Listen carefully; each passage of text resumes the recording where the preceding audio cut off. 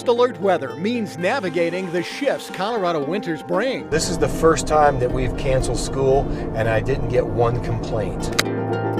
From whiteouts on the roads, if they lose control on the pass in adverse conditions, to how Colorado scientists are studying the changing climate. So we should expect the temperature to go up. We're saving you money. Just getting eyes on that with a camera is the best for any homeowner.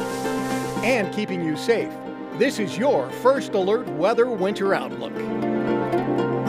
Welcome to CBS Colorado's First Alert Weather Winter Outlook. From icy road to changing climate, snow days to snow safety, winter in Colorado always keeps us on our toes. But no matter what this season brings, our First Alert Weather team will be here every step of the way helping you stay safe. And that all starts with what to expect in the months ahead. Let's take a look at the long-range winter forecast. Now, a lot goes into figuring out how bad or how easy a winter might be. It could be a polar vortex slamming down across the Rockies or a big blast of Arctic air. But perhaps one of the biggest global phenomenons we look at to figure out what the winter will be like happens hundreds of miles away from the U.S., and it all has to do with the temperature of the ocean water off the coast of South America. It's called El Nino, Southern Oscillation, a warming and cooling of ocean water that shifts irregularly every 2 to 7 years. El Nino is the warming pattern and La Nina is the cooling trend. This winter season, we're expecting a weak La Nina to set up. So that is a cooling trend that is favored to lock in from December to February this time around. Strong trade winds push warm water west, allowing cold water to push to the surface off the coast of South America. This large process pushes the North American jet stream northward, typically leading to drier conditions over the southern areas of the United States, wetter and colder weather over the Pacific Northwest, Northern Rockies, Northern Plains, and the Midwest. For Colorado, more moisture and colder temperatures tend to be common across the northern and central mountains in the form of snow, while southern Colorado tends to lean toward a drier than normal winter season. If those bulbs move a little bit north or south, that'll have a big impact on Colorado. But right now, looking out throughout the winter, we're sort of in that 50-50 zone. That does not mean all areas of the state will not have big snowstorms. In fact, some of our biggest Denver and Front Range snowstorms have occurred in a La Nina year.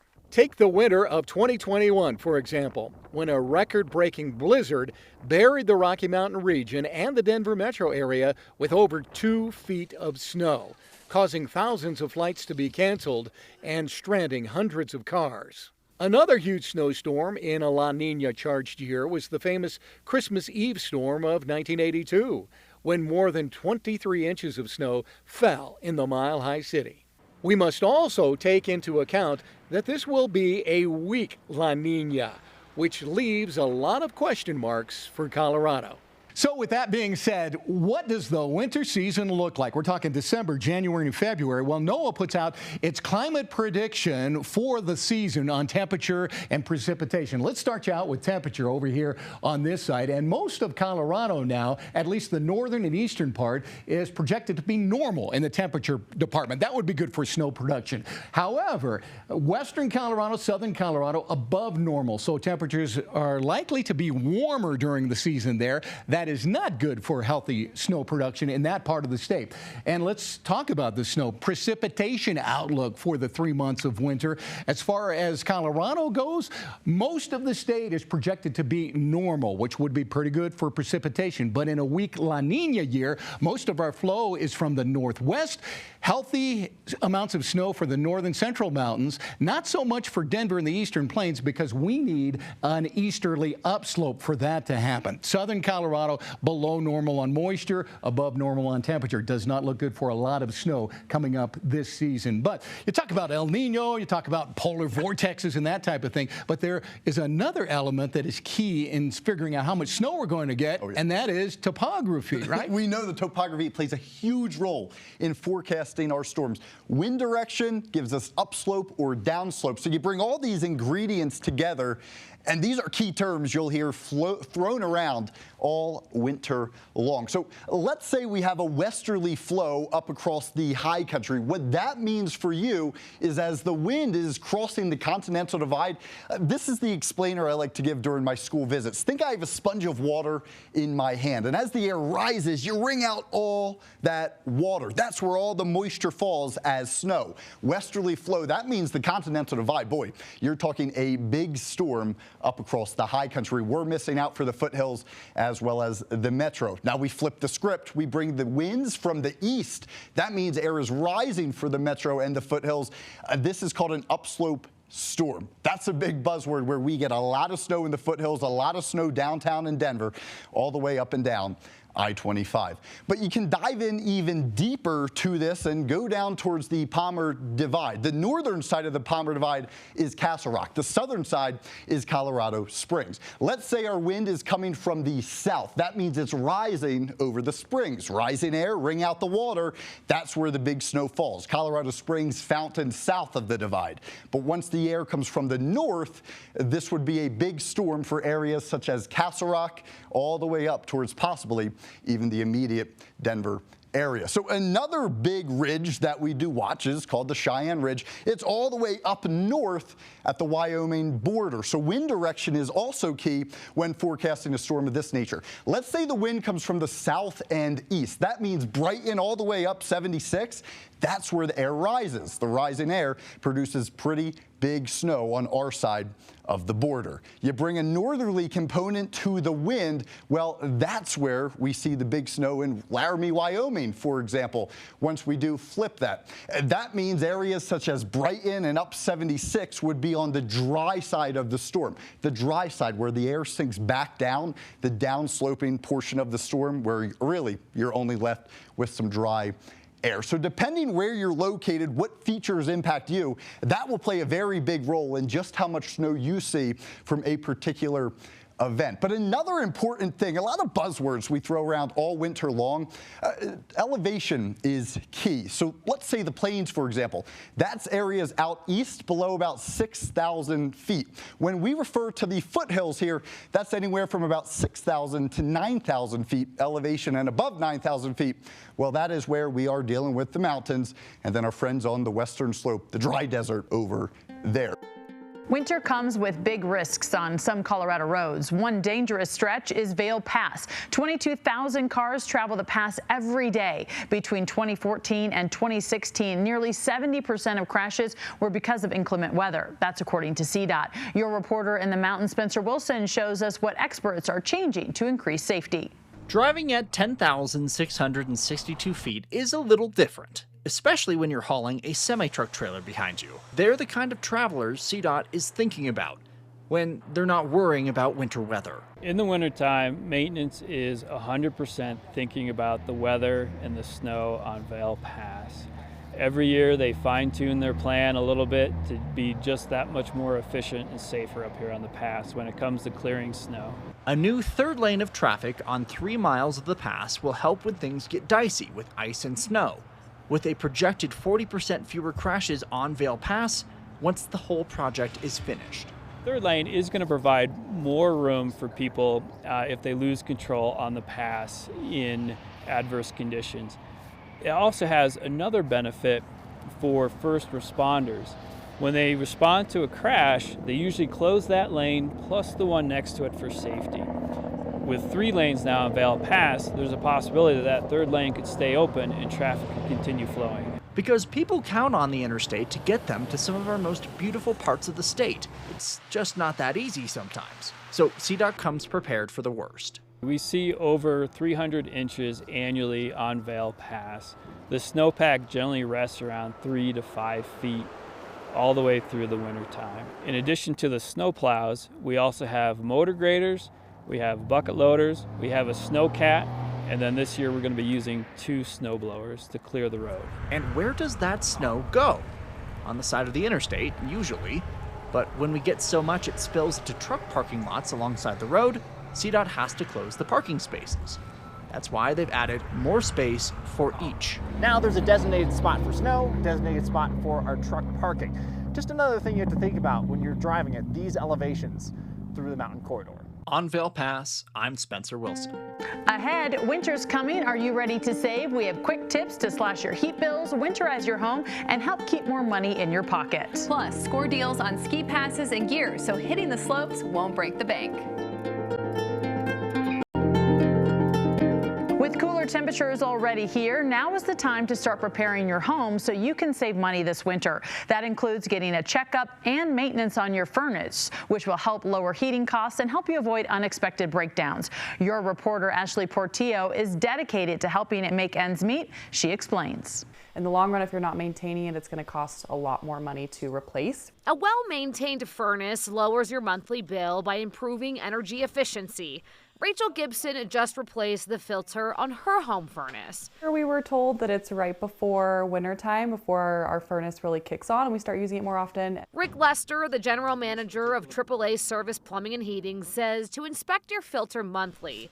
Dirty filters restrict airflow, forcing your system to work harder and using more energy, costing you more money. This filter should be changed, and this is not what it should look like. 1 to 2 inch filters should be replaced every 1 to 3 months. Thicker filters can last up to a year.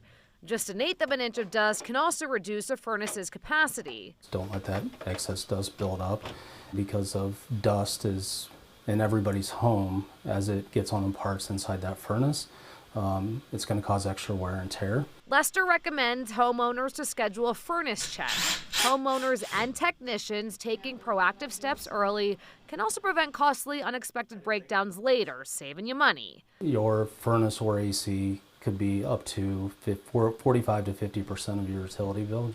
If you're going to save 30% of that 40%, it's quite a bit of savings that you're going to put back into your pocket.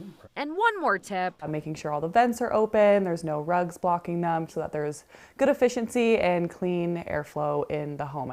Ashley Portillo, covering Colorado First. As families stretch every dollar, ski trips might feel out of reach, but you can still hit the slopes without breaking the bank. I took my 4-year-old son Colin to get fitted for skis and found deals to make winter fun more affordable. You excited to go skiing? I'm so excited because skiing is my passion. This is my son Colin. He is 4 years old. And now it might become my son Colin's too. He's measuring at a 16.5. And today he's getting his very first set of skis. Have you ever skied before? Yeah. Can you stick your right foot on in here? Yep, go ahead, push, push, push. Stand up straight and tall. Push that heel down. Yeah, awesome. Do these feel all right for you? Feel like you can ski in them? Yeah, they're definitely not that good of running.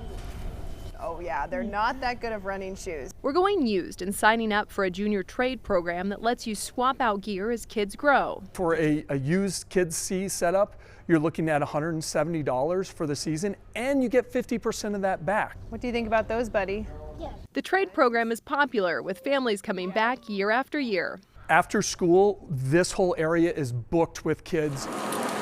And it's not just for kids. Winter rentals are a great way for adults to hit the slopes without buying all new gear. We offer daily rentals at this location, but at our Littleton and Aurora location, we actually offer season rentals. Do you want a ski pass? Next stop, Colin's first ski pass photo. You gotta stand here and the camera's right here, buddy. After some wiggling and coaxing, Colin got his picture taken for the 4 and under Epic Pass, letting little ones ski free with unlimited access to Vail's resorts like Keystone and Beaver Creek. The Epic Day Pass is an amazing option for families that are maybe more occasional skiers. You'll get up to 7 days at the resorts you want to check out. See, we'll get you hooked early. That's the key. We'll go every Wednesday and ski when there's no traffic. Put your toe right in here, guide it right in here. Yeah, perfect. Now push down, push, push, push. Yeah! Awesome. All right, you're in there. How does it feel? I can walk.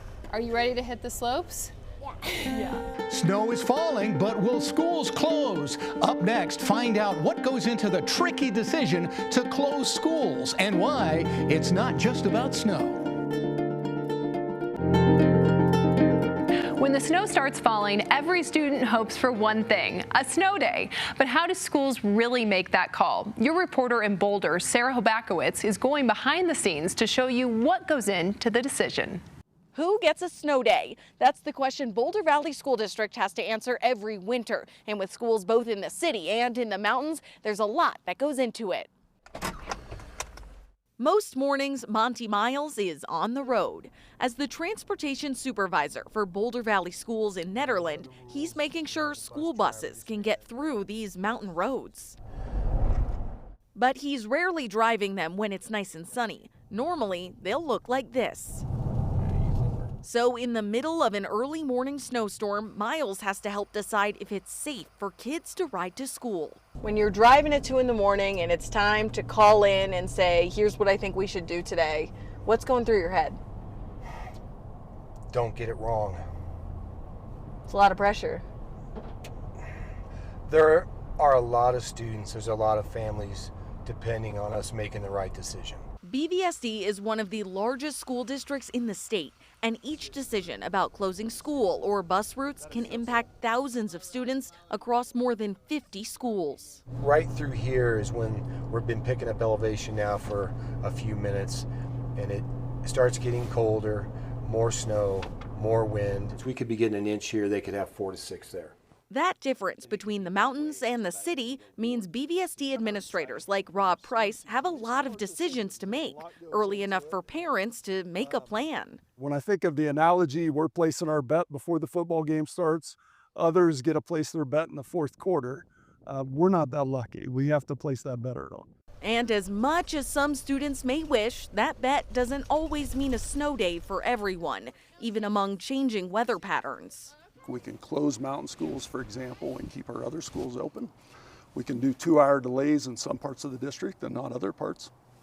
But I think the change in the weather patterns have increased the complexity of what we are seeing and making the decisions even more challenging. So as we approach days where snow may bury school buses or fill mountain roads, parents in Boulder Valley might be able to take some comfort in knowing that people like Monty Miles are driving them first. You want to see what's going on out there because in a small community, these are my neighbors' kids. We want to make the right decision for them. Boulder Valley says anytime there is a concern about the weather, parents have the option to keep their child home from school that day, and that absence will always be excused. Reporting in Nederland, Sarah Horbakowitz covering Colorado First. Winter brings wonder, from snowball fights to sledding hills, but those fun moments come with health risks for kids. Joining me now is Dr. Lindsay Fish from Denver Health. So let's talk about winter. So what are the key signs of frostbite or hypothermia that parents should watch out for? Frostbite is when our extremities get really cold. So that's fingers, toes, ears, and nose. And that's when we look for really cold, white, numb skin. Hypothermia is when our core body temperature drops, gets very low. First sign of that is shivering. Then we start to have problems speaking and confusing. What should kids wear for cold weather to avoid frostbite and hypothermia? So layers are the most important. A moisture-wicking base layer, insulating middle layer, waterproof outer layer. And then we lose lots of heat from our head, hands, and feet. So hats, mittens, socks, and boots. Once the wind chill gets below minus 15 degrees Fahrenheit, that's really when skin can freeze, so we want them inside at that point. Under freezing, 32 degrees Fahrenheit, we recommend about 30-minute chunks of time before you come back in to warm up, just to make sure that they warm up, because they don't always keep everything on and everything doesn't always stay dry. So hydration is often overlooked in the winter, and when you're running around lugging all that, the sleds and have all that stuff on, it takes a lot out of you. Well, the air is drier actually in the winter, so it's easier to get dehydrated. So water is super important. But you can also use warm things like super decaffeinated tea. It all counts, but keep the liquids in during the winter. What advice do you have for families when it comes to snow activities? Helmets are so important for our kids for all of those activities: skiing, snowboarding, sledding, and ice skating. It's easy to fall, it's easy to hit your head, and that is just so important. Now, sledding is the one that most people do. It's the easiest because you can just do it in the backyard. We still recommend parent supervision. Winter we forget about, but we actually get double the sun from the sun itself and then reflections back up off the snow. So we need to have sunscreen on our face and our hands when we're outside, wearing sunglasses or UV protected goggles. Dr. Fish, thank you so much for giving us the winter health lowdown for our families. Is it a myth or is it a fact? I often hear it can be too cold to snow, and that is simply not true. All that you need is a source of moisture as well as a way to lift the air, and it can snow at literally any temperature. All right, now here's something that is true. You can tell how cold it is by how loud the snow is when you step on it. Here's a simple way you understand this. 14 degrees. If the snow is warmer than that, when you step on it, it melts together and it's actually quieter So when it's colder, below 14 degrees, you get loud snow as you're making a trek to your car. Coming up, can we create snow? The science behind cloud seeding and how Colorado is trying to make every storm count.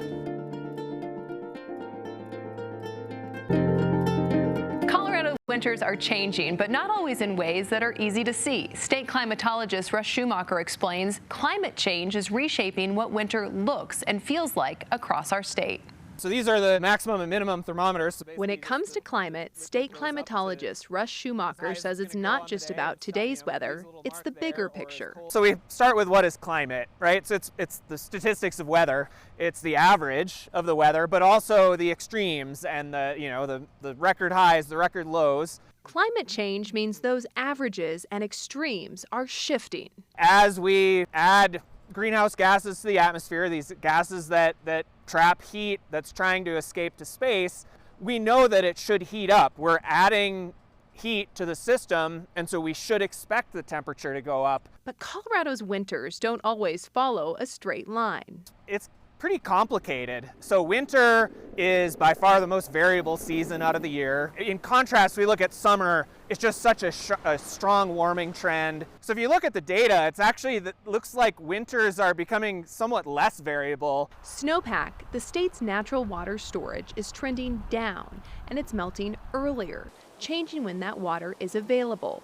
That earlier melt means the ground dries out sooner, increasing wildfire risk year-round. Any changes to what's happening with that snowpack end up having big implications for water resources and water supply. Again, not just for us that live here in the state, but across the country. At lower elevations, storms that used to bring snow are turning to rain. Here in Fort Collins, a couple of Februaries ago, we had the storm where we got well over an inch of liquid and it was all rain. Typically, if you're going to get precipitation in February, it's going to be cold and it's going to be snow. So yes, Colorado will still see snow and deep freezes, but the season itself is shifting. It seems that maybe the snow season gets compressed a little bit. The falls are getting warmer and kind of that cold part of the winter is maybe not as long as it used to be. But we also know the atmosphere will continue to throw curveballs at us. Schumacher says the long-term data is clear. Colorado's winters are warming overall, but with our wild weather swings, they'll keep surprising us for years to come. So while Colorado's winters are changing, scientists are looking for ways to make the most out of the snow we do get. Joe, you looked into some of these efforts, how scientists are actually trying to enhance the snow through cloud seeding. Yeah, that's really interesting, Callie. So Colorado, we've been a leader in something called cloud seeding, where we're actually using science to help enhance natural snowfall and strengthen our water supply downstream. Did you know that Colorado has been modifying its weather dating all the way back to the 1950s? It's called cloud seeding, and it's a process that helps storms produce a little more snow. A minute amount of silver iodide solution is sprayed across a propane flame that is vaporized. It's carried up into the cloud, and then the ice crystals grow big enough to fall out as snow or rain. Colorado currently has 7 active seeding projects with an 8th warmer weather program on the way in Weld County. With our geography and mountain ranges, we just have the perfect area to cloud seed, because with these ground-based generators, you really need that orographic lift that you get from the cloud to get the solution up into the cloud base where it's needed. Each seeded storm can add roughly 8 to 12% more snowfall per event. That's extra runoff feeding rivers like the Colorado and Gunnison, which is critical for the downstream states. It's not going to solve all of Colorado's drought problems. This is the only way to actually add physical water to a basin. The Colorado Water Conservation Board monitors avalanche risk and snowpack constantly. They'll suspend cloud seeding when levels run high or conditions will become dangerous. If a storm's coming through and it's going to be efficient enough on its own, we won't seed that to avoid avalanche dangers, thunderstorms, flooding, all that stuff. Colorado's also studying new sites in the Arkansas and Yampa River basins, hoping to make every flake count in a changing climate. The best way to stay prepared when winter weather hits is to know it's coming. Download the CBS News app for first alert weather updates. And remember, we've got forecast every 10 minutes on our CBS Colorado streaming channel. Thanks for joining us for our first alert weather winter outlook. Stay safe, stay warm, and stay alert.